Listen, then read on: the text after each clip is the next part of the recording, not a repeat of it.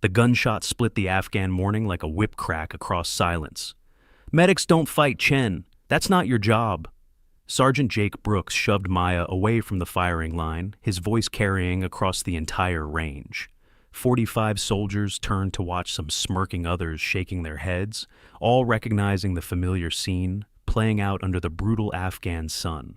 Maya Chen stood motionless, 5'4" of apparent fragility, surrounded by a forest of 6-foot frames and shoulders built for carrying the weight of war. Her white Medical Corps uniform stood out like a surrender flag among the sea of gray Army combat uniforms. She didn't argue, didn't explain, just stepped backward, dark brown eyes dropping to the dirt, exactly what they expected from a female medic who didn't belong. But if anyone had been paying closer attention, perhaps Master Sergeant Daniel Thompson, who'd seen too much in 30 years of service to miss the details anymore, they would have noticed how Maya stood. Weight distributed perfectly on the balls of her feet. Shoulders open despite the lowered head, hands loose at her sides but never ever in her pockets. Ready without advertising readiness. They would have noticed the calluses on her knuckles, not the kind you get from holding syringes and writing medical reports. They would have seen the way her eyes swept the entire firing range in 1.5 seconds, counting exits.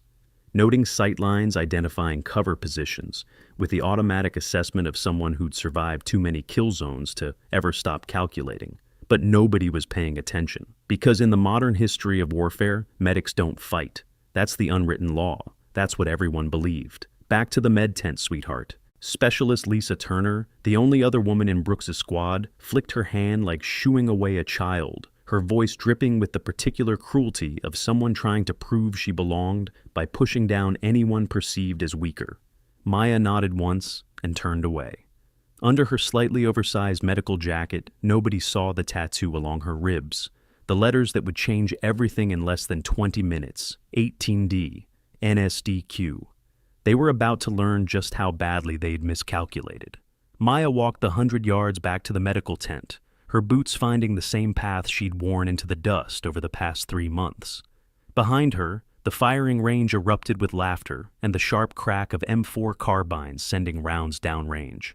The sounds should have faded as she moved away, but her hearing trained by too many patrols in Helmand Province, where the first person to hear the click of a pressure plate lived and everyone else died, picked up every word.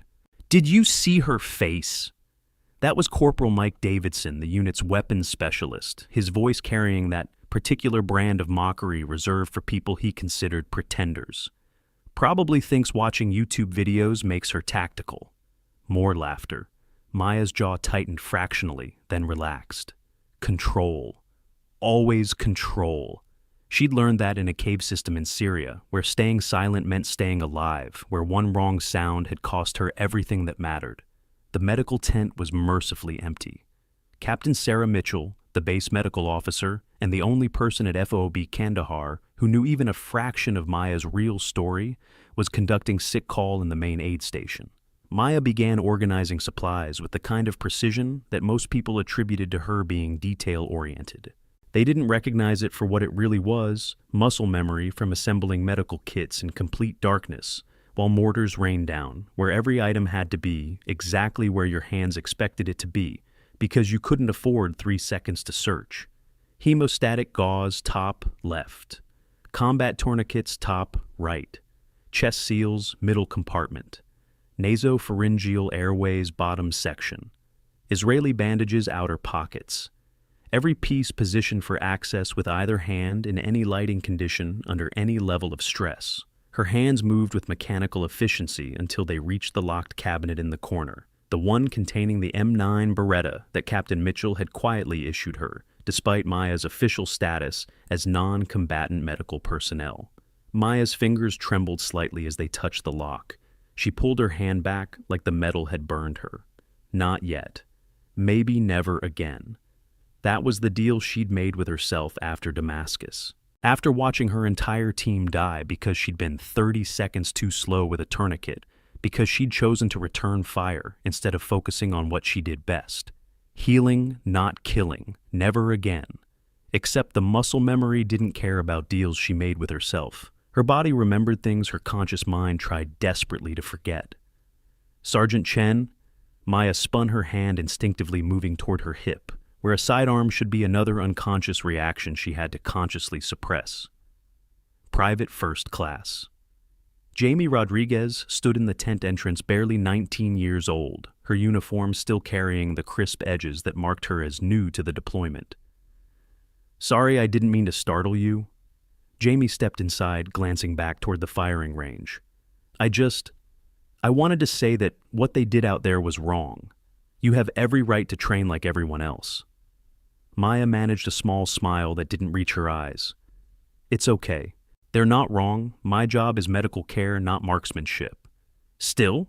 Jamie's hands twisted together, uncertainty written across her young face. "Specialist Turner said some really nasty things about you in the female barracks last night. About how you're only here because of diversity quotas, how you'd probably freeze up if anything real happened. I tried to defend you, but don't." Maya's voice came out sharper than intended. She softened it. "Don't make yourself a target for me, Jamie. It's not worth it." The younger woman looked like she wanted to argue, but Maya turned back to her supply organization, the conversation clearly over. After a moment, Jamie left her boots scuffing against the plywood floor in what sounded like disappointment. Alone again, Maya allowed herself 5 seconds of stillness. 5 seconds to acknowledge the weight pressing down on her chest, the familiar suffocation of being constantly underestimated, constantly dismissed. 5 seconds to remember why she'd chosen this path. The quiet path, the invisible path, the path where nobody asked questions about the 3 years that her service record marked as classified training assignment. 5 seconds. Then back to work. Because soldiers were counting on her to keep them alive, whether they respected her or not. The lunch hour approached, and with it came the daily trial of the mess hall. Maya had learned to time her arrival carefully, late enough that the initial rush had cleared early enough to avoid the afternoon heat that made the unair-conditioned space feel like dining inside an oven. She grabbed her tray and moved through the line, accepting portions of reconstituted eggs toast that had seen better days and coffee that could strip paint. The mess hall held roughly 75 personnel at full capacity. Today, it was pushing that limit. Maya scanned for an empty table, knowing before she looked that there wouldn't be one. There never was. The social geography of a forward operating base was as fixed and immutable as terrain features on a topographic map. She spotted a corner table partially empty and headed for it. Halfway there, Sergeant Brooks's voice boomed across the room. "Chen, heard you tried to join Weapons Qual this morning." His table center of the room, naturally surrounded by his squad and their rotating collection of hangers-on, erupted in laughter. "What's next? You gonna volunteer for Ranger School?" Maya kept walking, kept her expression neutral. Don't engage. Never engage. That was rule 1 for surviving an environment that didn't want you. "I think it's sweet." Lisa Turner's voice cut through the laughter, somehow more vicious for its sugary coating. "She watches too many movies, thinks being a soldier is about looking tough instead of actually being tough. Maybe stick to Band-Aids, Chen. Leave the real work to people who can handle it." The room's temperature seemed to spike. Maya felt every pair of eyes on her, waiting to see if she'd crack, if she'd respond, if she'd give them the entertainment they craved. Her fingers tightened fractionally on her tray. Then, Master Sergeant Thompson's gravelly voice cut through the tension. "Turner Brooks, shut your traps and eat your eggs before they get colder than they already are." The intervention was minor, but it was enough.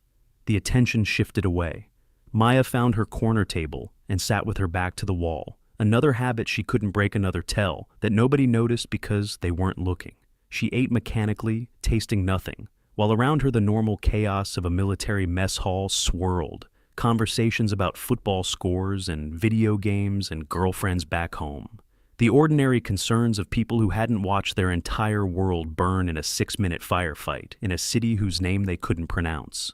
Before we see how badly they underestimated her, smash that like button. If you've ever been dismissed because of how you look, this story proves that the quietest people in the room are often the most dangerous. Subscribe and hit the bell, because what happens in the next 15 minutes will completely shatter everything you thought you knew about combat medics. Trust me, you do not want to miss the moment when Maya picks up that rifle.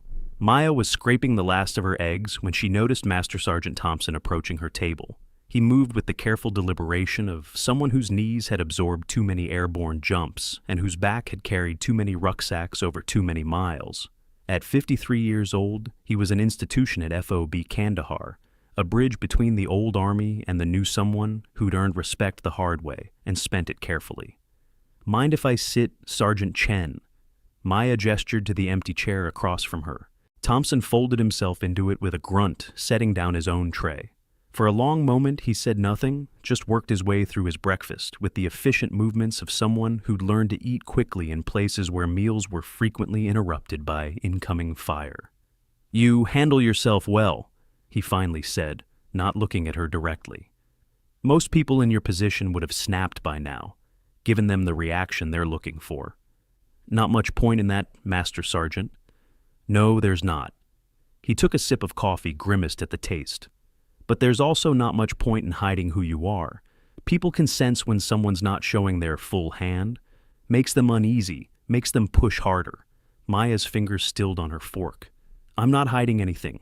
I'm a 68 whiskey, combat medic. That's all." Thompson's eyes, pale blue and sharp as surgical steel, finally met hers. "That why you swept this room for threats when you walked in? That why you chose the corner table with the best sight lines to both exits? That why you're sitting with your back to the wall and your right hand free?" Her heart rate increased fractionally. Training suppressed the physical response, kept her breathing steady, her expression calm. "Habit. From deployment." "Uh-huh." Thompson returned to his eggs. "We all got habits from deployment. Most of us don't got habits from the kind of deployments that don't show up in official records."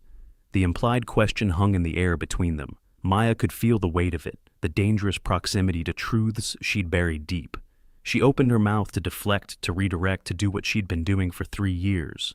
"Formation in 5 minutes, all personnel formation in 5. The announcement crackled over the base's PA system, and just like that, the moment dissolved. Thompson stood, grabbed his tray. "Stay sharp, Chen. This base is too small for secrets. One way or another, people figure out who you really are." He left before she could respond. Maya sat frozen for a heartbeat, then forced herself to move. Tray to the cleaning station, exit the mess hall, join the flow of soldiers heading toward the assembly area, become invisible again in the crowd of uniforms and weapons and purpose. The formation took shape on the packed dirt that served as the base's parade ground. Roughly 200 personnel arranged themselves in company formation, squads, and platoons, organizing with the practiced efficiency of a well-oiled machine. Maya found her position with the other medical personnel off to the side, technically part of the formation, but somehow separate from it. Lieutenant Chris Parker stood at the front, his 26 years making him one of the younger platoon leaders on base. He'd graduated from West Point 18 months ago, deployed to Afghanistan 9 months ago, and still carried the kind of confidence that came from never having had his assumptions truly tested. "Listen up," Parker's voice carried across the formation. "We've got a combat readiness drill scheduled for 1,400 hours. This is mandatory for all combat personnel. We'll be running convoy operations, ambush response, casualty evacuation, the full package." Maya felt herself lean forward fractionally, interest peaked despite herself. This was the kind of training she could contribute to meaningfully. Her hands started to rise. "Medical personnel will be observing only," Parker continued, and Maya's hand lowered. "You'll be positioned at the aid station to receive simulated casualties. We need our medics fresh and ready, not worn out from playing soldier." The dismissal stung more than it should have. Playing soldier. As if the 3 bronze stars and 2 purple hearts in her classified file were participation trophies. As if the 67 combat missions she'd run with Special Forces were make-believe. After formation dissolved, Maya approached Lieutenant Parker. He was discussing the drill particulars with Sergeant Brooks, but he paused when he noticed her. "Something I can help you with." Sergeant Chen. "Sir, I'd like to request inclusion in the combat readiness drill. I can—" Negative. Parker's response was immediate, automatic. "Non-combatants stay back. That's standard protocol. We can't risk our medical assets in training scenarios. With respect, sir, medical personnel face combat situations too. We need to—" "Sergeant Chen." Parker's tone shifted, taking on an edge. "I appreciate your enthusiasm, but let's be realistic about capabilities here. The combat drills are physically and mentally demanding. They require skill sets that take years to develop. Your role is critical, but it's not this. Understood. Maya swallowed the words she wanted to say. The words about the 2 years she'd spent in the Special Forces qualification course, the hardest combat training pipeline in the U.S. military. About the additional year of advanced tactical medical training at Fort Bragg. About the missions in Helmand Province where she'd returned fire with one hand while performing a cricothyrotomy with the other. Understood, sir? Good. Dismissed. Maya turned to leave, but not before catching the look that passed between Parker and Brooks. Amusement, shared understanding. The universal male language of, can you believe she actually thought she belonged? She made it 3 steps before Private Rodriguez appeared, seemingly from nowhere, and crashed directly into her medical bag. The impact sent it tumbling to the ground, contents spilling across the dirt. Oh man, sorry, Sergeant. Rodriguez's apology sounded genuine, but Maya had been around enough junior enlisted to recognize manufactured clumsiness when she saw it. Let me help you with that. I've got it. Maya knelt, beginning to gather the scattered supplies. Alcohol prep pads, gauze packages, medical tape, everything coated in a fine layer of Afghan dust. Rodriguez knelt beside her anyway, making a show of helping, while actually making the process slower. Wow, you've got a lot of stuff in here. How do you keep track of it all? Maya's hands moved automatically, reorganizing as she collected. Trauma supplies first sorted by priority, airway management second, medication third. Each category subdivided by specific use case positioned for access under stress conditions. Her fingers worked without conscious thought, muscle memory, taking over the kind of muscle memory that came from assembling medical kits in complete darkness, where every item had to be exactly where you expected it. Rodriguez watched her hands, and something shifted in his expression. You're organizing by tactical priority, not alphabetical. That's what combat medics do. But you're going faster than just trying to keep things neat. Maya cut him off, forcing her hands to slow down. Too late. She'd shown too much again, let the training override the persona she was supposed to maintain. Rodriguez opened his mouth to say something else, but Corporal Davidson's voice interrupted. Rodriguez, stop hassling Sergeant Chen and get your gear squared away. The private scrambled to his feet and hurried off. Maya finished collecting her supplies alone, hyper-aware that Davidson was watching her with an expression she couldn't quite read. Curiosity, maybe, or suspicion. Neither was good. She returned to the medical tent where Captain Mitchell was waiting. Arms crossed, expression unreadable. We need to talk, Maya. The use of her first name told Maya this wasn't an official conversation. She set her bag down carefully, then met her commanding officer's eyes. You're drawing attention. Mitchell's voice was quiet but firm. Thompson asked me questions today. Smart questions. He's not the type to let things go. I haven't done anything wrong. No, you haven't. But you're doing everything right in ways that a standard combat medic shouldn't be able to. You're showing competencies that raise questions, questions that lead to file reviews that lead to classified sections that lead to people asking why a Special Forces medical sergeant is hiding out at a conventional unit, FOB, pretending to be a basic 68 whiskey. Maya sat down heavily on one of the medical cots, the weight of 3 years of careful pretense pressing down on her shoulders. I just want to serve quietly, ma'am. Is that too much to ask? For people like us? Mitchell's voice softened. Yes, it is. Because we're not built for quiet. We're built for the sharp end of the spear, whether we like it or not. And eventually, the universe has a way of putting us back where we belong. I don't belong there anymore. The words came out raw, unfiltered. Not after Syria, not after I failed them. Mitchell was quiet for a long moment. When she spoke again, her voice carried the weight of someone who understood trauma in ways that textbooks couldn't teach. Surviving when others didn't isn't failure, Maya. It's just survival. And punishing yourself by hiding your capabilities doesn't honor their memory. It just wastes the skills they died believing in. Before Maya could respond, the tent flap burst open. Specialist Marcus stumbled in his face, sheet white supported by 2 other soldiers. His right leg was bent at an angle that legs weren't supposed to bend. White bone visible through torn fatigues, blood pooling rapidly on the plywood floor. We were doing ruck march drills and he tripped. The bone just It just came through. Training took over. Maya's mind shifted into a mode that didn't allow for doubt or hesitation.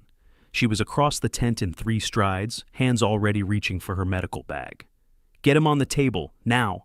Her voice had changed, carrying an authority that made the soldiers move without question. "Captain Mitchell, I need all on it." Mitchell was already moving, pulling out the advanced trauma kit. Maya's hands flew over Marcus's leg, assessing with the kind of rapid precision that came from treating blast wounds under fire, compound fracture tibia and fibula, significant arterial bleeding, potential compartment syndrome. She had maybe 5 minutes before shock set in, maybe 10 before permanent damage became irreversible. "Marcus, look at me. Look at my eyes." She caught his gaze, held it. "You're going to be fine. I've handled worse than this. But I need you to stay with me." "Can you do that?" "It hurts, God, it hurts." "I know. We're going to fix it. Captain, start an IV push morphine." Maya's hands were already working, applying a combat tourniquet with the practiced efficiency of someone who'd done it dozens of times under much worse conditions. "Marcus, tell me about home. Where are you from? Texas, San Antonio?" His voice was thready, pupils dilating. "Good. Tell me about San Antonio. What do you miss most?" Maya's hands never stopped moving as she talked, cleaning the wound, assessing the bone alignment, preparing for reduction. This was the dance she knew better than anything else, the balance between medical procedure and human connection, between technical skill and emotional support. She performed the reduction with a speed and precision that made Captain Mitchell's eyebrows rise. The bone slid back into place with a sickening crunch, but Maya's hands were already stabilizing, wrapping, securing. She worked with the kind of controlled urgency that spoke to muscle memory from 1,000 similar procedures in 100 worse situations. Outside the tent, a crowd had gathered. Word spread fast on a base this size. Maya was vaguely aware of faces at the entrance, Sergeant Brooks' lieutenant, Parker Rodriguez Davidson. But they existed on the periphery of her focus. All that mattered was the patient, the injury, the fix. 7 minutes after Marcus had stumbled into the tent, she had him stabilized, packaged and ready for medevac, to the surgical hospital at Bagram Airfield. The helicopter was already inbound, the familiar thump of rotor blades cutting through the late afternoon heat. As the medevac crew loaded Marcus onto the bird, Captain Mitchell pulled Maya aside. That was textbook advanced trauma management, beyond textbook. That was special operations level field surgery. It was just, don't. Mitchell held up a hand. Don't minimize it. Half the surgical residents I know couldn't have handled that reduction that smoothly. You saved his leg, probably saved his life. Own that. Maya nodded numbly, adrenaline starting to fade, leaving behind the familiar hollow feeling that always followed emergency medicine. She became aware of the watching crowd again. Sergeant Brooks approached, his expression unreadable. "That was impressive, Chen. Really. Thank you for saving Marcus. He's a good soldier." It was as close to an apology as she was likely to get. Maya accepted it with a nod. "Just doing my job, Sergeant." "Still." Brooks hesitated, then added, "Doesn't mean you're ready for combat drills, though. Medical skills and combat skills are different things. You understand that, right?" And just like that, the moment of respect evaporated. Back to the box they needed her to fit in, the competent medic who couldn't possibly be anything more. "I understand, Sergeant." As the crowd dispersed, Maya noticed one person who hadn't left. An older Afghan man in traditional dress standing at a respectful distance. As their eyes met, recognition flashed across his face and hers. Dr. Rashid, the interpreter who'd worked with her team in Helmand Province in 2011. The man whose brother's life she'd saved during a complex ambush outside Marja. He stepped closer, voice dropping to a whisper. "I know you. You were with the team. The special team. You saved Ahmed." Maya's blood went cold. "I think you have me confused with someone else, Dr. Rashid." "No." His eyes were certain sad. "I never forget the person who gave my brother his life back. You had different name then, different unit, but same eyes, same hands. Why are you here pretending to be something less than you are?" "I'm not pretending anything. I'm exactly what my uniform says I am." Rashid studied her for a long moment, then nodded slowly. "If that is what you need to believe. But a lion cannot hide among house cats forever. Eventually the hunt calls. Eventually you must be what you were made to be." He walked away before Maya could respond, leaving her standing alone in the fading light, his words echoing in her mind. A lion among house cats. Is that what she was? Or was she just a broken soldier hiding from the pieces of herself she couldn't put back together? The answer she suspected would come whether she was ready for it or not. The shooting range sat on the eastern edge of Fob Kandahar, a flat expanse of dirt and sandbags that smelled like gun oil and spent brass. Maya approached it the next morning, with careful steps, knowing she was pushing boundaries but unable to help herself. 3 months of being sidelined, 3 months of pretending to be less than she was. It was wearing on her in ways that surprised her with their intensity. Sergeant First Class Williams ran the range, a lean man in his 40s, with the weathered face of someone who'd spent most of his career in the field. He was setting up targets when Maya arrived, and he paused when he saw her. "Morning, Sergeant Chen. Something I can help you with." "I was wondering if I could observe the qualifications today, Sergeant. Study the procedures." Williams tilted his head, studying her with the kind of assessment that made Maya's shoulders straighten unconsciously. "Observe or participate?" Observe would be fine. That's not what I asked." He set down the target he was holding. "You want to shoot, don't you? Want to see if you can do more than patch up the people who do the shooting?" There was no mockery in his voice, just curiosity. Maya weighed her response carefully. Too eager, and she'd confirm suspicions. Too dismissive, and she'd miss an opportunity. "I think all soldiers should maintain basic combat competencies, regardless of MOS." Diplomatic answer. Williams smiled faintly. "Tell you what, range time's not for another 2 hours. If you want to run through some drills unofficially, I'm game. But I call it like I see it. If you're dangerous or incompetent, I'll shut it down." Fair. It was more than fair. It was a gift. "Yes, Sergeant. Thank you." Williams handed her an M4 carbine, and Maya accepted it with hands that wanted to move too fast, wanted to perform the familiar press check and function verify with the unconscious speed of someone who'd handled this weapon system thousands of times. She forced herself to slow down, to check with deliberate uncertainty to be what she was supposed to be, but her body betrayed her in small ways. The way she automatically kept the muzzle oriented in a safe direction. The way her trigger finger indexed along the receiver instead of slipping inside the guard. The way she shifted her weight to absorb recoil before she'd even shouldered the weapon. Williams noticed. Of course he noticed. He was a professional, and professionals saw the details. "Stance is wrong," he said mildly. "You're squared up like you're about to engage multiple targets in dynamic CQB. This is a static qualification range. Blade your body, Sergeant. Reduce your profile." Maya adjusted, recognizing the test in his words. He was checking if she knew the difference between combat shooting and range shooting. She did. Everyone in Special Forces did. But a basic medic shouldn't. She fired the qualification course with careful mediocrity, hitting enough targets to pass, but missing enough to seem inexperienced. It physically hurt to shoot this poorly, to miss shots she could have made in her sleep in the dark while under fire. But maintaining cover was more important than ego. When she finished, Williams took the weapon back and examined the barrel, checking wear patterns. "You're holding back." "I don't know what you mean, Sergeant." "Sure you don't." He cleared the weapon and set it aside. "Your groupings are too inconsistent. Sometimes you're hitting center mass with precision that suggests real training. Other times you're scattered like someone who's never seen a rifle before. Nobody's that unpredictable unless they're doing it on purpose."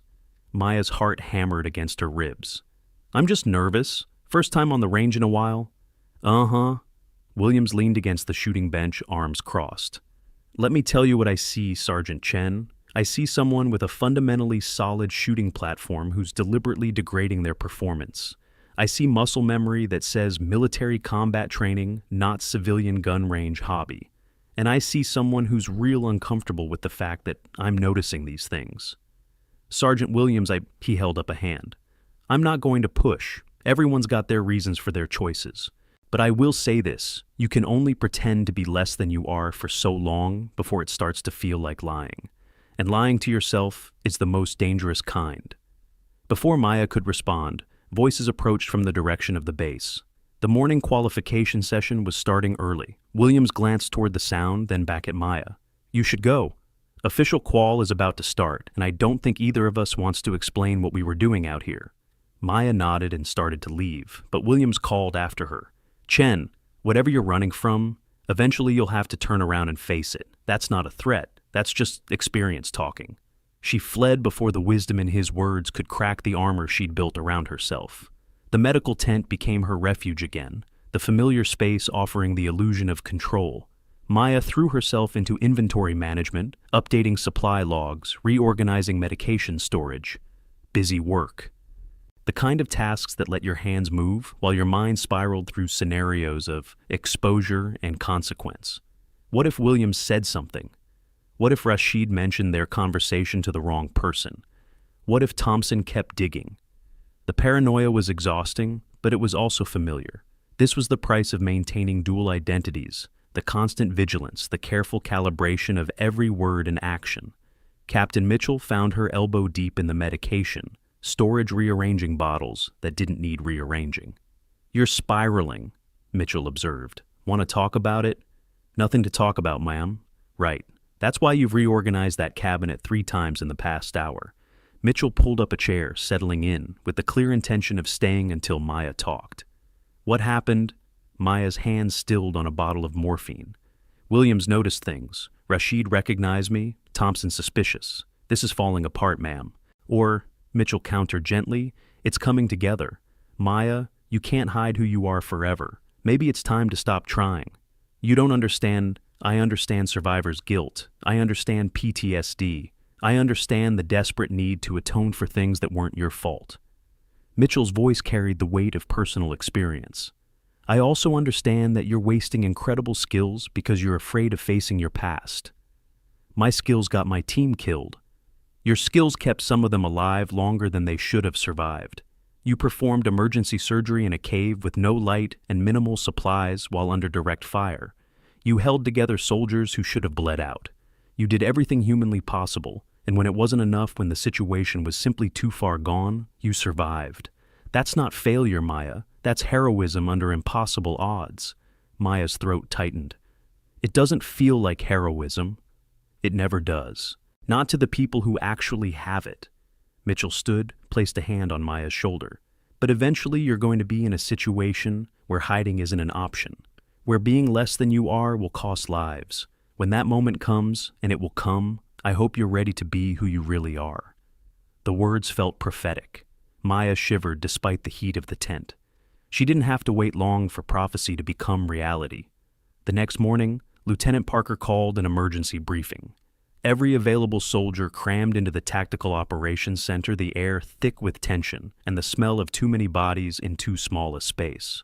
Maya stood at the back with the other medical personnel trying to be invisible, while her instincts screamed that something was wrong. Parker pulled up a map of the local area on the projection screen. "We've got a priority mission. There's a village about 30 clicks north on Highway 1 that's been reporting Taliban activity. Command wants us to conduct a presence patrol, show the flag, talk to the locals. Standard stuff." He highlighted the route on the map, and Maya felt her stomach drop. She knew that route, knew it intimately. It was the same corridor where her Special Forces team had run dozens of missions, where the terrain created perfect ambush sites every 3 kilometers, where the local insurgents had refined their tactics over years of bloodying conventional forces who didn't understand the ground. Highway 1 was a death trap for units that didn't know what they were doing. Her hands started to rise, then stopped. What could she say? How could she explain knowing tactical details about a route she'd never officially been on? The knowledge was useless if she couldn't share it without exposing herself. "We roll out at 0600 tomorrow," Parker continued. 4 vehicles, 16 personnel. Brooks, your squad has point. Davidson, you're on overwatch. Standard patrol loadout, standard procedures. Standard procedures. On a route that required anything but standard procedures. "Sergeant Chen." Parker's voice pulled her from her thoughts. "You'll be in Vehicle 3, medical support, but you stay in the vehicle unless we have casualties. Clear." "Clear, sir." The briefing continued, but Maya barely heard it. Her mind was already running through scenarios, calculating risks, identifying the spots where disaster would strike, when things went wrong. The curve at kilometer 8, where the road narrowed between rock faces. The wadi crossing at kilometer 14, where the ground gave insurgents perfect defilade positions. The village approach at kilometer 27, where rooftops created interlocking fields of fire. She knew every danger point, knew them from missions where her team had fought through or around them, knew them from the after-action reports she'd written and the casualty reports she'd filed. But she was supposed to be a basic medic who'd never left FOB Kandahar. She was supposed to be ignorant of these things. After the briefing dissolved, Corporal Chen, no relation, just the coincidence of a common last name, approached her. "You okay, Sergeant? You look like you've seen a ghost. Just thinking about the mission. First time outside the wire for you, right?" He smiled reassuringly. "Don't worry, these presence patrols are usually pretty quiet. Wave at some kids, drink chai with the village elder, head back. Easy day?" Maya wanted to scream at him that easy days didn't exist on Highway 1, that every patrol on that route was a calculated risk, that they were walking into a situation they weren't prepared for. But she just nodded and said, "I'm sure you're right." That night, Maya couldn't sleep. She lay in her bunk in the female barracks, a converted shipping container that housed her and 3 other women, and stared at the ceiling. Specialist Turner snored softly in the bunk above. Private Jamie muttered in her sleep. The night guard's footsteps crunched outside on the gravel path. Ordinary sounds of a base at rest. But Maya's mind was at war. She could refuse the mission, claim illness. Captain Mitchell would back her up. But that would only delay the inevitable. Eventually someone would patrol that route. Eventually soldiers who didn't know what they were walking into would face the dangers she could see coming. And Maya would be safe on base, alive and useless, while people died because she'd chosen silence over service. The internal war raged until 0300 hours, when she finally gave up on sleep and began preparing her medical kit. If she couldn't warn them openly, she could at least be ready for what was coming. She packed extra tourniquets, additional hemostatic gauze, chest seals beyond the standard load. Enough supplies to handle mass casualty situations that standard presence patrols weren't supposed to encounter. Captain Mitchell found her in the medical tent at 0430, fully geared up, 2 hours before mission start. Couldn't sleep either. Mitchell handed her a cup of coffee that tasted like burnt dirt and salvation. Kept thinking about the route you've never been on. Mitchell's voice was careful, neutral. Maya met her eyes. "The route I've studied extensively, on maps, like any good medic would." "Right, maps." Mitchell sipped her own coffee. "Maya, if something happens out there, I'll do my job, that's all." "That's not what I mean." Mitchell set down her cup. "If something happens and you have to make a choice between maintaining your cover and keeping people alive, which will you choose?" The question hung between them, heavy with implication. Maya wanted to say she'd maintain cover, that she'd stay in her lane, that she wouldn't expose 3 years of careful hiding. But they both knew that would be a lie. "I'll do whatever I have to do to bring everyone home." Mitchell nodded slowly. "That's what I thought, and that's why I'm not going to try to stop you from going. But Maya, when this is over, when whatever's going to happen happens, you're going to have to deal with the consequences. You can't hide from yourself forever." "I know." "Do you? Because I don't think you do. I think you're still punishing yourself for Syria, still convinced that being less than you are somehow honors the people you lost. But it doesn't. It just wastes the gift they died, giving you the gift of survival, of skills, of purpose." Before Maya could respond, voices outside signaled the base waking up. Mission time approaching. The moment for philosophical discussions was over. The moment for action was beginning. The convoy assembled as dawn painted the Afghan sky in shades of orange and red that reminded Maya uncomfortably of fire. 4 up-armored Humvees arranged in tactical column engines, rumbling weapons bristling. 16 soldiers checking gear with the ritualistic precision of people who knew their lives depended on every buckle, every magazine, every battery. Sergeant Brooks conducted final inspections, moving down the line with practiced efficiency. When he reached Maya's vehicle, he barely glanced at her. "Stay inside unless we call for you, Chen. This isn't a combat patrol. We don't need heroics, we need competent medical support if something minor happens. Can you handle that?" "Yes, Sergeant." "Good." He started to move on, then paused. "And Chen, thanks again for saving Marcus. Whatever else you might think we do, appreciate having a solid medic. Just stay in your lane and we'll all get home safe." Stay in your lane. The words echoed in Maya's head as she climbed into Vehicle 3. Private Rodriguez was driving with Corporal Davidson in the gunner's position, manning the M240 machine gun. Maya took the back seat surrounded by medical supplies and communications equipment, officially the least important person in the convoy. The irony was almost painful. "Ever been outside the wire, Sergeant?" Rodriguez asked as he started the engine. "No. First time. It's not so bad. Just stay alert, follow procedures, trust the training." He grinned in the rearview mirror. "Though I guess you medical types don't get much combat training, huh?" Maya forced a smile that didn't reach her eyes. "Not much, no." The convoy rolled out at exactly 0600 hours, departing FOB Kandahar through the main gate and turning north onto Highway 1. The road stretched ahead like a promise and a threat. 2 lanes of crumbling asphalt cutting through terrain that shifted between flat desert and rocky outcrops. Maya's eyes tracked everything, the way the morning light created shadows perfect for concealing IED triggermen. The vehicle traffic patterns too light for this time of morning, suggesting locals had been warned to stay away. The absence of children playing near the road, the lack of women gathering water, all the small human indicators that something was wrong. But she was supposed to be ignorant of these things, supposed to be nervous and uncertain and trusting the combat personnel to keep her safe. "You okay back there, Sergeant?" Davidson called down from the gun position. "You're awfully quiet." "Just watching, taking it all in. First time's always intense. But don't worry, we've run this route a dozen times. Taliban don't usually bother us this close to the base. We're too strong here." Maya bit her tongue against the correction she wanted to make.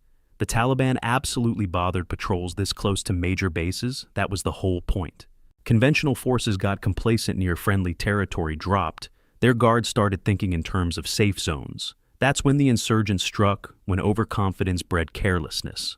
At kilometer 8, the road narrowed between rock faces exactly as Maya remembered. Her hands tightened on her medical bag as they entered the natural choke point. This was ambush site Alpha, the first of 3 likely kill zones on this route. Nothing happened. They passed through clean. Rodriguez noticed her tension releasing. "See, nothing to worry about. You're going to give yourself an ulcer being this stressed. Just cautious. Cautious is good. Paranoid is exhausting." He adjusted his grip on the steering wheel. "You know what I noticed yesterday? When I bumped your bag and you reorganized it, you sorted everything by tactical priority, not alphabetical, not by size, by what you'd need first in a mass casualty situation. That's not something they teach in basic medic school." Maya's pulse spiked.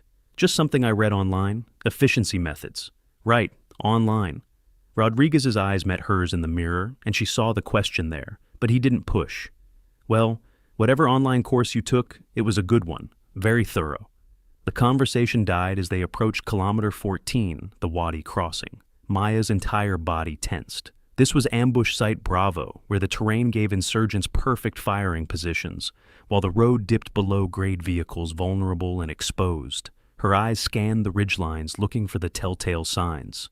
Freshly disturbed dirt, unnatural shapes in the rocks, the glint of metal or glass that didn't belong. There, right side 60 meters up, a shape that could be a concealed fighting position. Maya's mouth opened to call out a warning, then closed. What would she say? How would she explain knowing what to look for? A basic medic wouldn't recognize a camouflage position at 60 meters while moving. They entered the wadi, her fingernails dug into her palms. Nothing. They emerged on the far side without incident, false alarm, or excellent discipline from insurgents waiting for the return trip when complacency would be highest. "You're sweating, Sergeant." Davidson had twisted around to look at her. "You feeling okay? Not getting heat stroke?" "I'm fine, just warm. Drink some water. Last thing we need is our medic going down from dehydration." Maya mechanically took a drink from her camelback, tasting nothing, her mind already racing ahead to kilometer 27 and the village approach. Ambush site Charlie. The most likely point of contact, because it gave insurgents cover and concealment while blocking escape routes. If you're hooked, and I know you are, drop a comment telling me, would you have seen the signs? Hit subscribe, because this story is about to explode.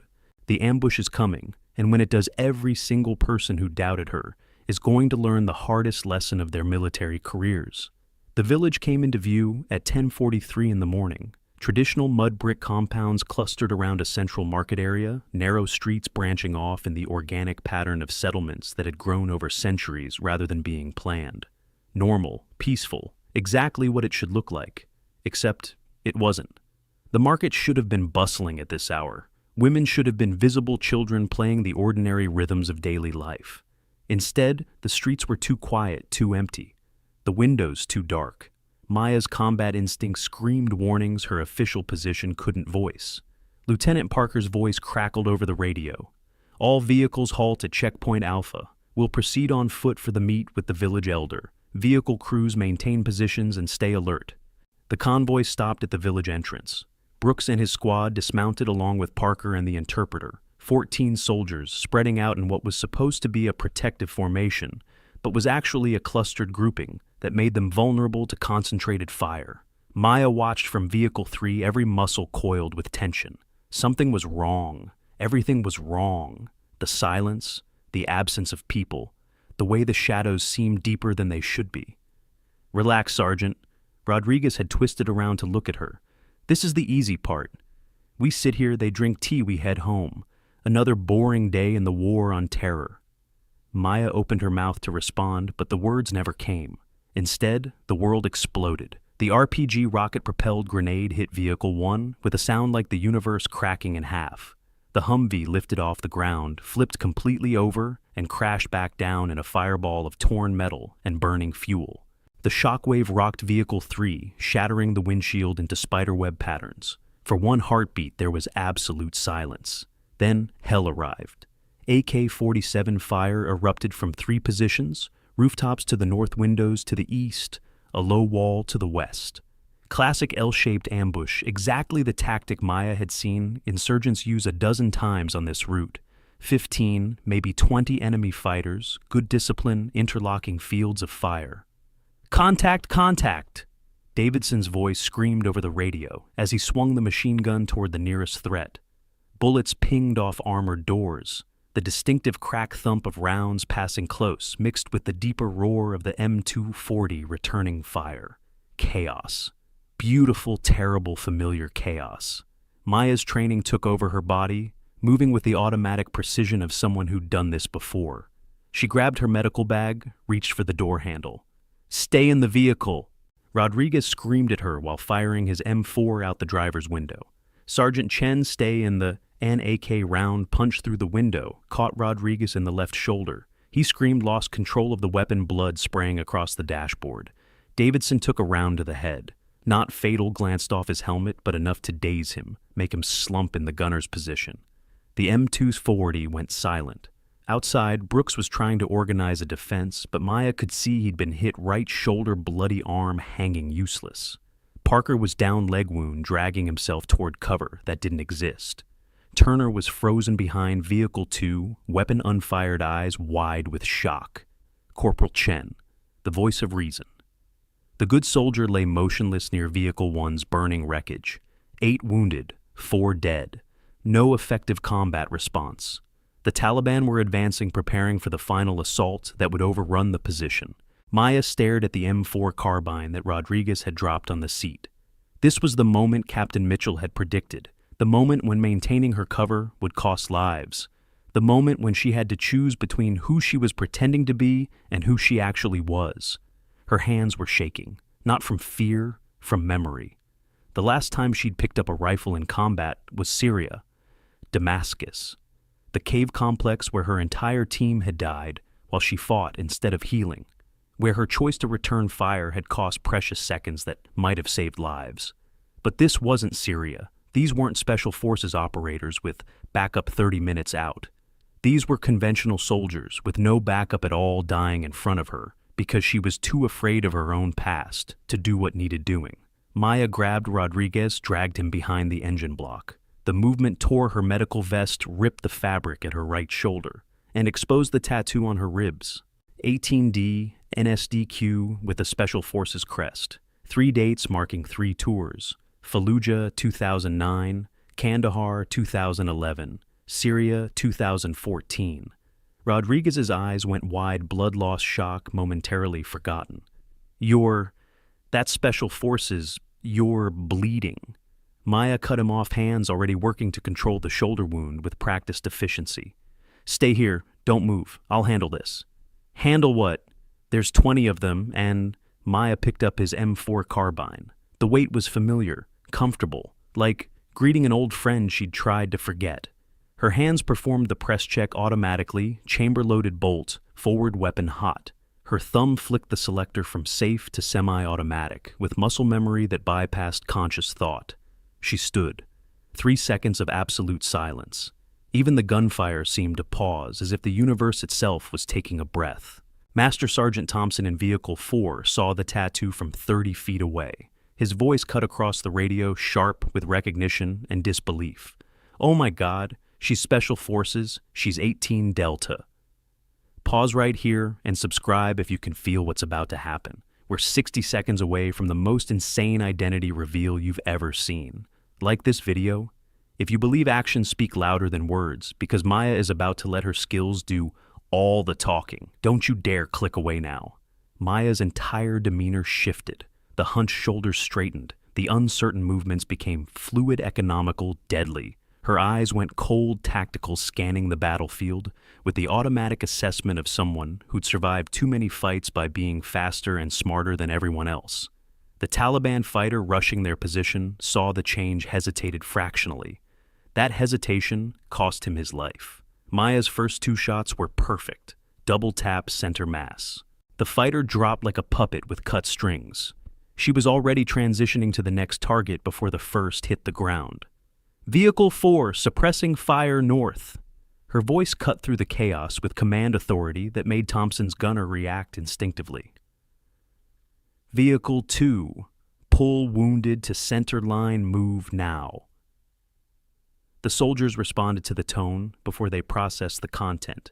That was the nature of good command presence. It bypassed conscious thought and triggered trained responses.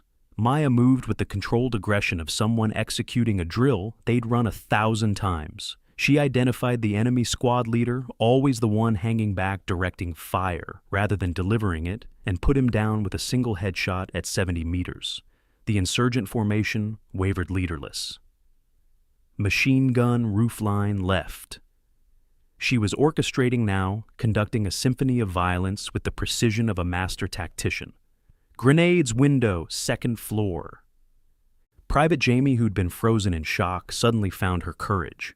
She pulled a grenade through it with shaking hands, but good enough placement. The explosion silenced the AK fire from the 2nd floor window. Maya worked her way through the remaining targets with clinical efficiency. Not rushing, never rushing. Aimed shots, controlled breathing, a perfect trigger discipline. This was what she'd been trained for at Fort Bragg, what she'd refined over 3 combat tours, what she'd tried so desperately to forget. 4 minutes. That's how long it took for Maya to break the back of the ambush. 4 minutes of sustained expert combat that left 9 insurgents dead and the remainder fleeing into the hills. Then, as suddenly as it had begun, the firefight ended. Maya immediately transitioned from warrior to medic, the shift as natural as breathing. She moved from casualty to casualty, hands working with the same deadly efficiency she'd applied to combat. Tourniquet on Brooks's arm, pressure bandage on Parker's leg, quick assessment of Davidson's head wound, concussion, not critical. Emergency field dressing on the soldier with the sucking chest wound. She was working on her 4th patient when Master Sergeant Thompson approached, helping carry a wounded private. He'd seen her tattoo clearly, now seen the dates, understood what they meant. "What team?" His voice was quiet, meant only for her ears. Maya didn't look up from the femoral bleed she was controlling. "ODA 7231, Medical Sergeant, 3 tours." Brooks, semi-conscious on a stretcher, heard her. His eyes focused on her exposed tattoo, reading the dates and insignia. That's Delta Force support. Your special operations." Rodriguez, bandaged but conscious, picked up Maya's dog tags where they'd fallen from her torn vest. His hands shook as he read them aloud. "Chen Maya L, 18 Delta 40, O positive, no preference." Davidson, head wrapped but aware, stared at her. 18 Delta 40. That's Special Forces Medical Sergeant. Senior level. This whole time, you've been doing my job? Maya's voice was flat, emotionless, all her energy focused on keeping people alive. "Radio for medevac. Grid. November, Kilo, 472-83391. Multiple urgent surgical. Move." It wasn't a request. It was a command from someone accustomed to being obeyed in life-or-death situations. Every soldier within earshot scrambled to comply. The medevac helicopters arrived 18 minutes later, two Black Hawks that landed in a storm of dust and rotor wash. Chief Warrant Officer Hayes climbed out of the lead bird, took 3 steps toward the casualties, and froze when he saw Maya coordinating the loading. Maya Chen! His voice cracked with disbelief. From Syria, 2014. We thought you were... Later, Maya cut him off, her focus absolute. Get these men to Bagram. Now! Hayes stood straighter, rendered a formal salute with the kind of respect reserved for heroes. Yes, Sergeant. Sergeant Brooks, being loaded onto a stretcher, grabbed Maya's hand with his good arm. His eyes were wet. I'm sorry. I'm so sorry. For everything. The range, the comments not seeing. You didn't know. Maya's voice was gentle now, the hardness bleeding away. Focus on healing, Sergeant. That's all that matters now. Specialist Turner crawled over her rifle unfired, her face streaked with tears and dust. You saved my life. I was frozen, and you, after everything I said about you, everything I did, you still, it's what I do. Maya helped her stand. It's what I've always done. Rodriguez couldn't meet her eyes. I sabotaged the radio yesterday, during the equipment check. I was testing you, trying to make you look incompetent. If you hadn't fixed it without saying anything, if the radio had failed during the ambush, we'd all be dead. I don't even know how to apologize for that. Maya looked at him fully, for the first time since the fighting stopped. You were following the example set by your leadership. That's on them, not you. But, Rodriguez, next time you want to test someone's competence, remember that quiet professionals don't advertise their skills. The most dangerous people in any room are usually the ones nobody's paying attention to. The helicopters lifted off with the wounded, and the convoy began the slow, careful process of recovering the dead and securing the damaged vehicles. Maya worked through it all with mechanical efficiency, her mind already starting to process what had just happened, what it meant, what came next. Lieutenant Parker approached, his wounded leg bandaged, leaning heavily on an improvised crutch. Sergeant Chen, I don't even know where to begin. You don't need to begin anywhere, sir. You did your job, I did mine. That's all. That's not all. I dismissed you, excluded you from training, called you incapable. And then, when it mattered, He stopped struggling with words. I failed as a leader, failed to recognize your value. That nearly cost us everything. Leadership is learning, sir. Take the lesson forward. That's how we honor the people who didn't make it. By the time the convoy limped back to FOB Kandahar at 16:30 hours, word had spread. Colonel Anderson stood at the gate with what looked like the entire base formation, 200 soldiers in ranks, weapons at present arms. As Vehicle 3 rolled through the gate, Anderson stepped forward and rendered a full military salute. Maya climbed out of the vehicle, her uniform torn and bloody, her medical gear scattered, her carefully maintained cover completely destroyed. She stood at attention and returned the salute with the precision of someone who'd earned the right. Staff Sergeant Chen, Anderson's voice carried across the silent formation. Your service record just came through. Full clearance, classified sections now available to appropriate personnel. He pulled out a printed document and began reading. 3 bronze stars with Valor device. 2 purple hearts. Combat medical badge with star. Special Forces tab. Ranger tab. Expert field medical badge. Syrian campaign medal with classified combat distinction. 17 confirmed combat missions with special operations units. 67 total combat missions across 3 theaters. Medical specialist certifications in advanced trauma, tactical combat casualty care, and special operations emergency medicine. The formation stood in absolute silence, every word landing like a hammer blow. Syria, mission classified, level top secret, /sensitive compartmented information. Details available only to personnel with appropriate clearance. Official casualty report lists, Operational Detachment Alpha 7231 as total loss, 5 KIA, no survivors. Anderson paused, looked directly at Maya. Except there was one survivor, the medic who stayed behind to give her team a chance. The soldier who held that cave for 11 hours against overwhelming force while performing emergency surgery, with no light and minimal supplies. the warrior who walked out of hell carrying the dog tags of people she couldn't save, and who's been punishing herself for it ever since. Maya's vision blurred. She blinked hard, forced herself to stay at attention. Entire formation, attention. Anderson's command cracked like thunder. 200 soldiers snapped to parade rest. Hand, salute. 200 hands rose as one. 200 soldiers honoring one of their own. The weight of it nearly broke Maya's carefully maintained composure. Anderson stepped closer, his voice dropping so only she could hear. You can stop hiding now, Sergeant. You can stop punishing yourself. Syria wasn't your fault. You did everything humanly possible. Now it's time to do something you haven't done in 3 years. Forgive yourself. That evening's mess hall was a completely different experience. When Maya entered still in her torn, bloody uniform because she hadn't had time to change, the entire room stood, not mockingly, not reluctantly, with genuine respect. Master Sergeant Thompson offered her a seat at the senior NCO table, the one she'd never been invited to approach before. You've always belonged here. We were just too blind to see it. Dr. Rashid appeared with chai tea, setting it in front of her with a knowing smile. I was the interpreter for your team in Helmand Province 2011. You saved my brother Ahmed's life during that ambush outside Marja. He's alive today, married with 2 children because of you. I never forgot. I could never forget. Sergeant Brooks entered with his arm in a sling, walked directly to Maya's table. The room went quiet, watching. He stood at attention. Sergeant Chen, I need to apologize. In front of everyone, I judged you by your appearance, by assumptions and stereotypes. I created an environment where competence was dismissed because it didn't look how I expected it to look. That nearly got us all killed today. I was wrong, completely, totally wrong, and I'm sorry. The apology was public, formal, genuine. Maya stood, extended her hand. Apology accepted, Sergeant. Use this lesson to be a better leader. That's all I ask. They shook and the mess hall erupted in applause. Over the next 3 days, the story of the Highway 1 ambush spread through the base and beyond.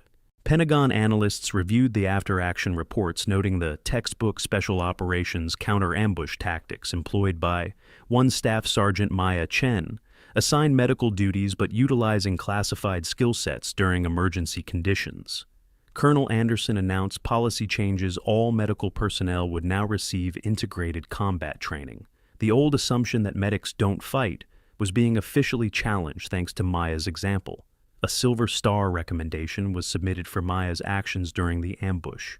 The citation noted her extraordinary heroism under fire, tactical leadership under extreme duress, and selfless service in saving 14 friendly personnel, while simultaneously neutralizing 9 enemy combatants. But the change that mattered most to Maya was smaller, more personal. Private Jamie approached her during medical training, eyes bright with determination. Sergeant Chen, I want to be exactly like you. I want to learn to heal and fight. Can you teach me? Maya looked at this young soldier, saw in her the same hunger for purpose that had driven Maya to Special Forces years ago. It's not an easy path. The training is brutal. The expectations are higher. You'll be held to standards most people can't meet. I know. I want to try anyway. Maya smiled, pulled the 18D scroll patch from her pocket, the one she'd earned in the Special Forces qualification course, the one she'd been too ashamed to wear for 3 years. She handed it to Jamie. This was mine. Don't keep it. Earn your own, but know that someone believes you can. Jamie accepted the patch with trembling hands, understanding the weight of what she'd just been given. 2 weeks after the ambush, Special Operations Command sent an official communication. They wanted Maya back. Full reinstatement to Special Forces groups. Her pick of assignments. Recognition of her skills and experience. Everything she'd walked away from after Syria. Maya sat in Colonel Anderson's office holding the offer letter, feeling the pull of her old life. What are you going to do? Anderson asked. I'm done fighting. The words came out certain clear. I've spent enough time delivering death. I want to focus on life, but I can teach others to do both, to fight and heal, to be complete soldiers, not just specialists in one or the other. Anderson smiled. We were hoping you'd say that. How would you feel about heading up a new program, female combat medic training, first of its kind? We build a pipeline that takes motivated soldiers like Private Jamie and turns them into what you are, warriors who heal healers who can fight. Maya felt something unfold in her chest, something that had been clenched tight for 3 years. Purpose. Real purpose, not the punishment disguised as service she'd been inflicting on herself. I accept. 6 months later, Maya stood before her first graduating class of female special operations medics. 47 women who'd survived the brutal training pipeline, who'd proven themselves capable of meeting the standards that Maya had helped establish. They stood in formation, proud and capable, ready to deploy to combat zones around the world. Maya addressed them with the wisdom earned through pain and survival. Real warriors don't advertise. We serve. The deadliest weapons are often the ones nobody sees coming. Your job is to save lives, but never forget your soldiers first. Medics don't fight until they absolutely have to. And when we do, we fight to win. Not for glory, not for recognition, but for the people standing beside us who deserve to go home alive. She presented Jamie with her new 18D scroll patch, the one the young soldier had earned through blood, sweat, and determination. You did it. You earned this. Now go forth and prove that the future of special operations includes everyone who can meet the standard regardless of what they look like. Maya's medical kit contained technology most civilian hospitals don't even have. Advanced tactical medical equipment, the kind used by special operations medics, includes portable ultrasound devices, no bigger than a smartphone, combat tourniquets that can stop arterial bleeding in under 20 seconds, and hemostatic gauze that triggers clotting on contact. These innovations developed for battlefield medicine have revolutionized trauma care worldwide. The difference between life and death in combat often comes down to having the right medical technology in the right hands at the right moment. The graduation ceremony concluded, and Maya returned to her office, a small space filled with training manuals, medical textbooks, and photos of successful graduates deploying to units around the world. She was reviewing next quarter's curriculum when her encrypted phone rang. The number displayed made her freeze. A Syria country code. A number she hadn't seen in 11 years. A number that shouldn't exist, because everyone who had it was supposed to be dead. Maya answered with shaking hands. Go 7-2. This is Go 7-5. The voice was distorted by scrambling technology, but Maya would have recognized it anywhere. Her team leader, her mentor, the man whose dog tag she had carried out of Damascus along with 4 others. The man who'd been confirmed KIA in the after-action reports. That's impossible, Maya whispered. You died. You saw what they wanted you to see, what they needed everyone to believe. Maya listened carefully. They lied about what happened in Damascus. The mission isn't over. It was never over. We need our medic back. Maya's entire world tilted. What are you saying? 3 team members are still out there, still operational, still deep in places we can't talk about over unsecured lines. We staged our deaths for a reason. We've been running a long-term operation that couldn't exist in official channels, but something's gone wrong. We need extraction. We need medical support. We need you. I'm not that person anymore. I've built something here. I have students a mission, a life built on guilt for surviving us. Go 7-5's voice softened. Maya, you didn't fail in Damascus. We needed you to survive, to carry the truth out, to be ready for when we needed you again. That time is now. 3 of your brothers are dying in the dark because the mission we started 11 years ago is finally coming to completion. Will you abandon them? Or will you be what you've always been, our medic, our warrior, our hope of making it home? Maya looked at the wall of her office, at the photos of her students, at the future she'd built from the ashes of her past. Then she looked at the framed photo on her desk, her old team 5 faces she'd mourned for 11 years. 5 faces that might not be as dead as she'd believed.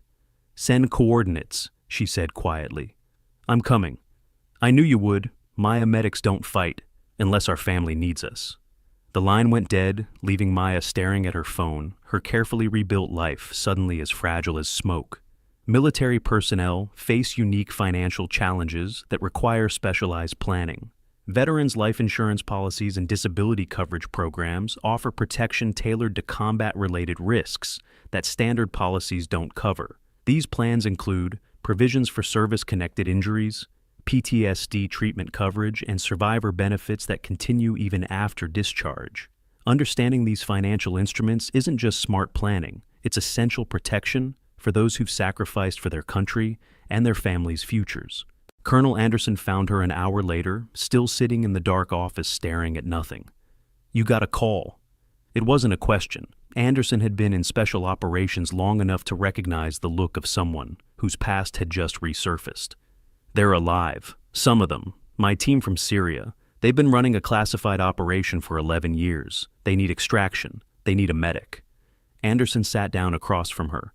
"And you're thinking about going?" "I don't know. I have responsibilities here. Students who need me. A program that's just getting started. If I leave now, the program will continue. Your students are trained well enough to train others.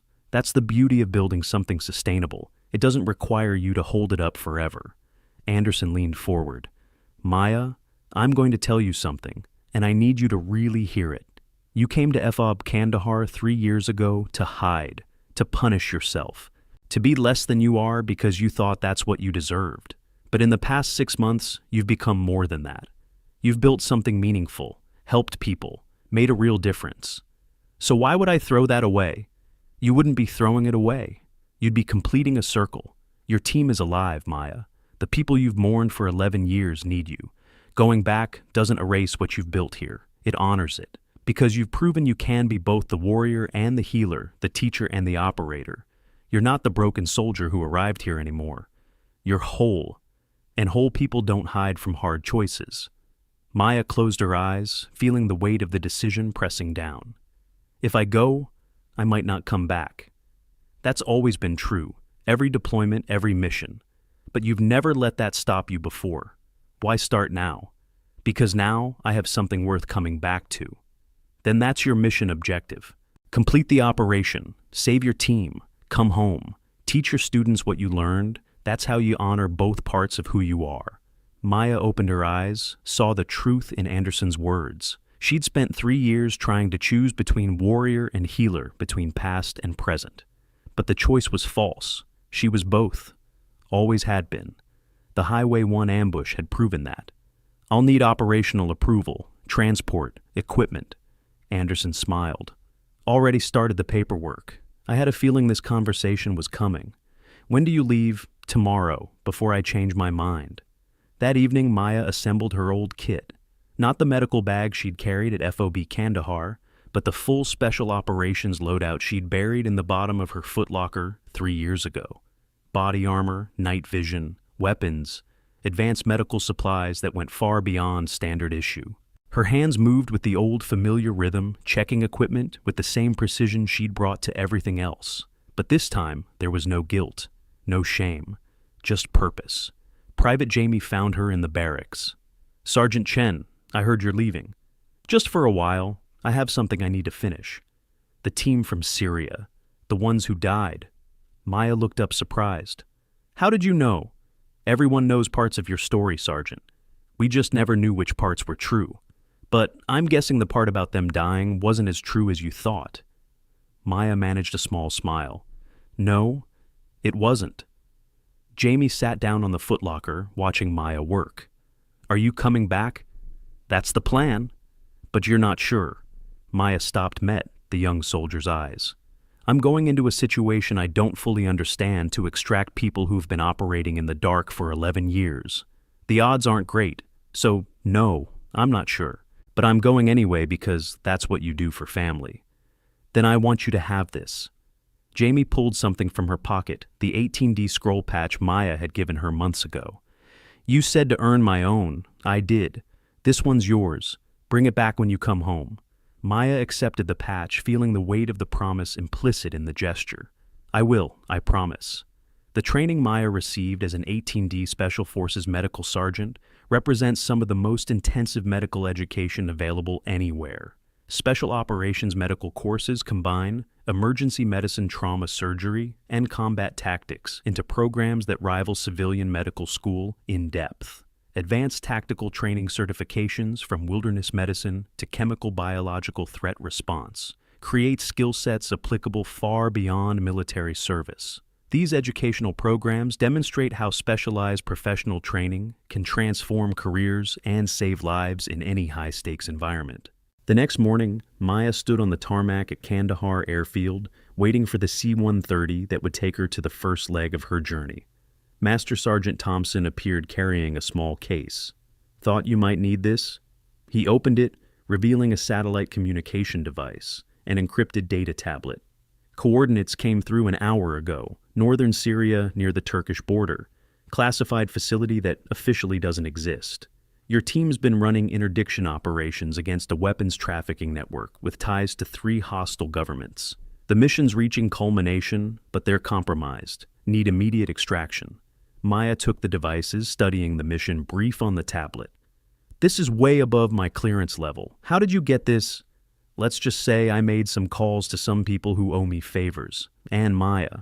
You're not going alone. Command approved a small support element. 4 operators from 5th Special Forces Group. Good people. They'll handle security while you focus on medical. Thompson, I can't ask you to..." "You're not asking. I'm volunteering. Syria, 2014. Your team pulled my nephew out of a bad situation in Aleppo. Got him home when no one else could. I owe them. I owe you. So I'm coming, and that's final." Before Maya could argue, 3 more soldiers approached. Sergeant First Class Williams from the range, Chief Warrant Officer Hayes, the medevac pilot, and, surprisingly, Sergeant Brooks, his wounded arm in a sling, but his eyes determined. "We're coming too," Brooks said. "You saved our lives on Highway 1. Time to return the favor. Besides, someone needs to make sure you actually come back to finish training that next class of medics." Maya felt her throat tighten. "Brooks, you're injured. You're not cleared for..." "I'm cleared enough, and I'm a weapons specialist. You'll need someone who knows his way around foreign gun systems if you're going into a trafficking operation. Williams is our demolitions expert. Hayes can fly anything with rotors. Thompson's the best tactical planner I've ever seen. We're a team, Sergeant Chen, and teams don't leave people behind." The words hit harder than any bullet. Maya looked at these 4 soldiers, men who dismissed her, doubted her, underestimated her 6 months ago. Men who now trusted her enough to follow her into the unknown. "Thank you," she managed. "All of you. But understand what we're walking into. This isn't a sanctioned operation. If it goes wrong, there's no backup, no official support. We're on our own." "Story of special operations," Thompson said with a grin. "When have we ever had proper support?" The C-130's engines roared to life. Time to move. If this story gave you chills, there's another one waiting that'll blow your mind even more. Click the video on your screen. Right now, it's about a janitor nobody respected until a hostage situation forced him to reveal his past. Hit subscribe so you never miss these incredible stories of hidden heroes. More coming soon. The flight to the staging area took 14 hours with refueling stops in Qatar and Turkey. Maya used the time to study the mission parameters, memorizing terrain maps, reviewing medical protocols for chemical exposure. The trafficking network they were targeting dealt in weapons-grade materials, including potential biochemical agents. Ghost 75's latest communication had been brief. Facility compromised, 3 team members injured, heavy resistance, need extraction within 72 hours, or mission failure becomes body recovery. 72 hours. Not much time to plan, infiltrate, extract, and escape. The team assembled in a safe house outside Gaziantep, Turkey, 15 kilometers from the Syrian border. Maya spread the tactical maps across the table, while the others checked weapons and equipment. "Primary target is here." She pointed to a location in northern Syria, near what appeared to be an abandoned industrial complex. Official records say it's a defunct chemical plant from the 80s. Actually, it's a transshipment point for weapons moving from Eastern Europe to multiple hostile actors. My team's been embedded for 11 years, working their way up the organization's trust hierarchy. 11 years deep cover, Williams whistled. "That's insane operational security. Why surface now? Because the organization's about to move something big, something that can't be allowed to reach its destination. My team planned to interdict the shipment, but they were identified. Now they're trapped inside, injured with hostiles closing in." Brooks studied the satellite imagery. "Guards. Estimated 40 to 50. Mixed nationalities. Well armed. Professional security, not amateurs. And we're 5. 6, Maya corrected. My team members are still combat effective enough to fight their way to an extraction point. We just need to create the opening." Thompson leaned over the map. Nearest suitable landing zone is here 2 kilometers north. We insert by helicopter, move on foot to the facility breach here, where the perimeter's weakest fight through to the package extract on foot, back to the LZ's exfil by air. Simple. Simple. Hayes repeated dryly. Sure. What could go wrong? Everything, Maya said honestly. Which is why I need everyone to understand this is voluntary. You can walk away right now, no judgment, no consequences. No one moved. All right then. Maya felt something settle in her chest, a certainty she hadn't experienced in years. We move at 0300 hours. Get some rest. It's going to be a long night. The infiltration went smoother than expected. Hayes flew the helicopter, a civilian model they had procured through unofficial channels, low and fast, using terrain masking to avoid radar detection. They landed 2.3 kilometers from the target exactly as planned. The team moved through the darkness with practiced silence, night vision turning the world into shades of green. Maya carried her medical pack and an M4, the familiar weight distribution, grounding her in the present moment. They reached the perimeter fence at 0342 hours. Williams placed shaped charges at the weak point. Thompson had identified old chain link with minimal sensor coverage. The explosion was precise controlled, creating an entry point without alerting the entire facility. Inside the compound, things got complicated. The layout didn't match the intelligence. Guard rotations were different.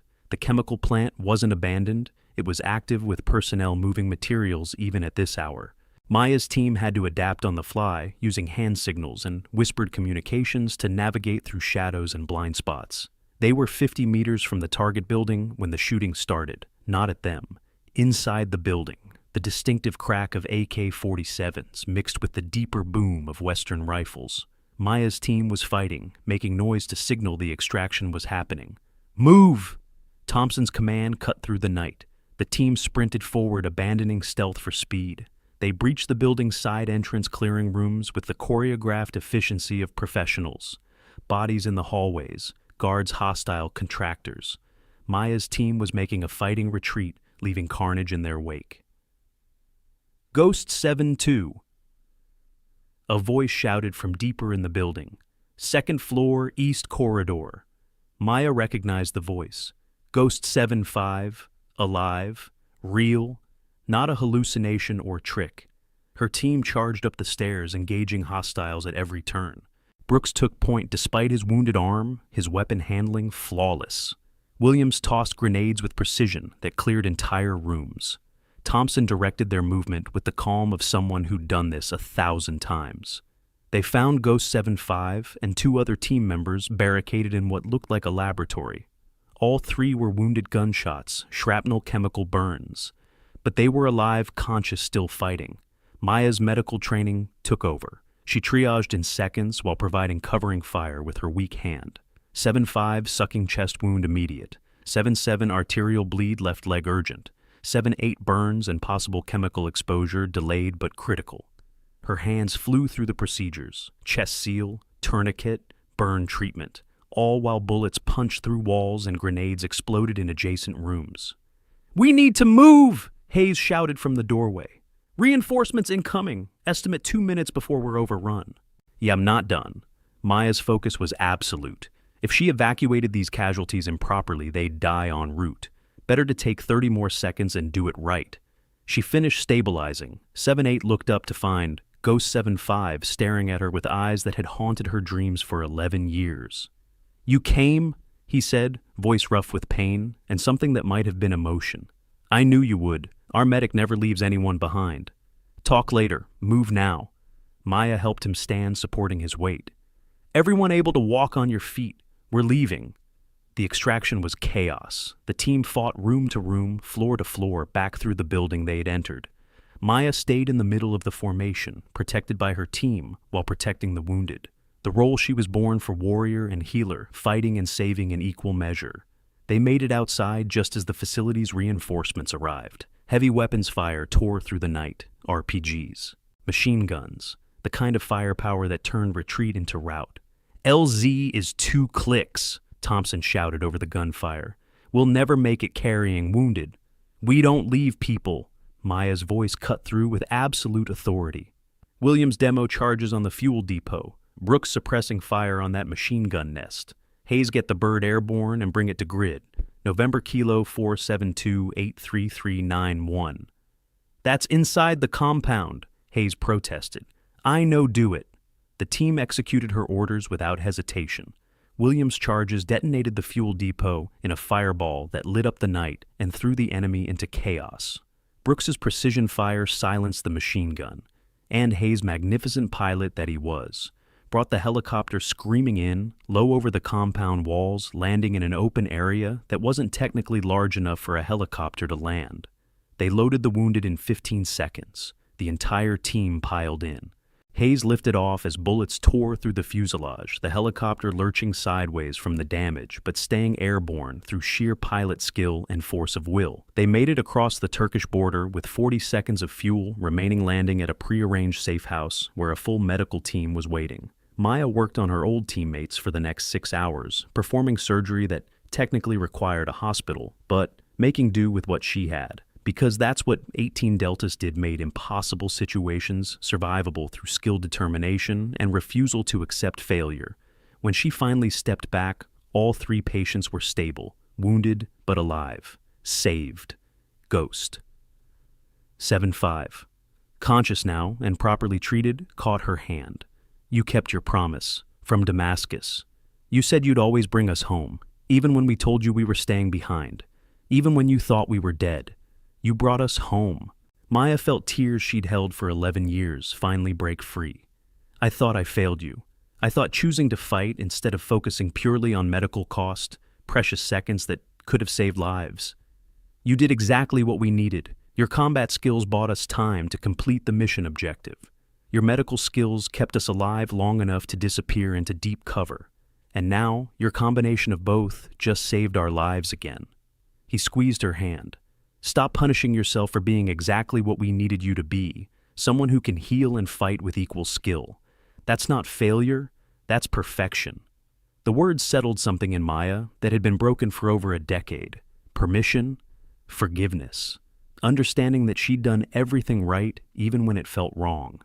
2 weeks later, Maya stood in Colonel Anderson's office at FOB Kandahar, delivering her after-action report. The mission had been successful. 3 deep cover operators extracted. Major weapons trafficking network disrupted. Intelligence gained that would pay dividends for years. Official records would show nothing. The mission never happened.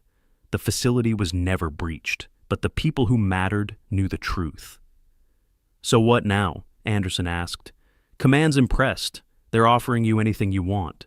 Return to active special operations, training command, even a desk at the Pentagon if you want it. Maya thought about the offers, thought about the life she could have, the recognition she'd earned, the opportunities opening up. Then she thought about Private Jamie and the 46 other young women who'd graduated her training program, the hundreds more in the pipeline learning to be what Maya had proven was possible. I want to go back to teaching. My students need me, and I need them. They remind me why all of this matters, not for glory or recognition, but to make sure the next generation is better prepared than we were. To make sure they know they can be both warriors and healers, that they don't have to choose. Anderson smiled. I was hoping you'd say that. Your next class starts in 2 weeks. 53 candidates, all highly motivated, all ready to learn from the best. Maya accepted the roster, feeling purpose settle around her like a familiar uniform. This was where she belonged, not running from her past or hiding from her capabilities, but building a future where others could benefit from the lessons she'd learned. She returned to her training facility to find her students waiting. Private Jamie stood at the front of the formation, wearing the 18D scroll patch she'd earned. Welcome back, Sergeant, Jamie said with a grin. We kept everything running while you were gone, but we missed you. Nobody yells at us properly when you're not here. Maya laughed, the sound surprising her with its genuine joy. Well, then let's fix that. Formation for morning PT in 10 minutes. We've got a lot of work to do. As the students scrambled to prepare, Maya stood in the doorway of her office looking at the wall of photos. Her old team from Syria, alive now recovering whole. Her new students, the future of special operations, breaking barriers with every graduation. 2 families, 2 purposes connected by one truth. Medics don't fight. Until they absolutely have to. And when they do, they fight to win. Not for recognition, not for glory, but for the people standing beside them who deserve to come home. Maya picked up her training manual and headed to the field ready to teach the next generation of warriors what she'd learned through blood survival and the long journey from broken to whole, ready to prove that the quietest professionals are often the most dangerous, ready to show that real strength isn't about never being underestimated, it's about what you do when people finally see who you really are. And most importantly, ready to honor the people she'd lost by becoming the teacher she wished she'd had, the leader they deserved, the soldier who could be both fierce protector and gentle healer, because that's what it meant to be 18 Delta. That's what it meant to be Maya Chen. And that's what it meant to, finally, after 11 years of running, come home.